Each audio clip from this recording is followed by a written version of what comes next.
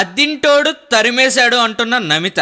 తెలుగులో చేసిన సినిమాలు తక్కువే అయినా అందరినీ ఆకర్షించిన అందం నమితది. సన్నజాజి మొగ్గలా ఉండే ఆమె తర్వాతి కాలంలో బొండు మల్లిలా తయారు కావడం, టాలీవుడ్ను వదిలేసి కోలీవుడ్లో సెటిల్ అయిపోవడం, ఏకంగా తమిళలో ఆమెకు గుడే కట్టించేయడం, ఇలా టకటకా జరిగిపోయినాయి. సినిమాలతో పాటు రాజకీయాల్లోనూ ఎంట్రీ ఇచ్చిన ఆమె ప్రస్తుతం పాలక అన్నా డిఎంకే అధికార ప్రతినిధిగా వ్యవహరిస్తున్నారు. చెన్నైలోని నివసించే ఆమె ఇంటికి సంబంధించి ఇబ్బందులు ఎదుర్కొంటున్నారట. ఆమె ఇంటి యజమాని తనను వేధింపులకు గురి చేస్తున్నట్లుగా ప్రతి నెల తాను 15,000 రూపాయల చొప్పున అద్దె చెల్లించినా ఖాళీ చేయమంటున్నాడని ఆమె కోర్టును ఆశ్రయించారు.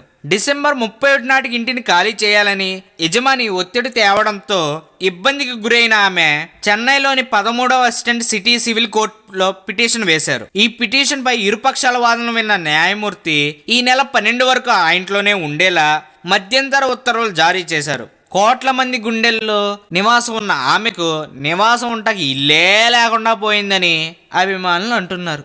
ఈ వీడియో మీకు నచ్చినట్లయితే సబ్స్క్రైబ్ చేయండి. ఫిలిమి స్టార్స్ బోలెడంత న్యూస్ బోల్డ్గా.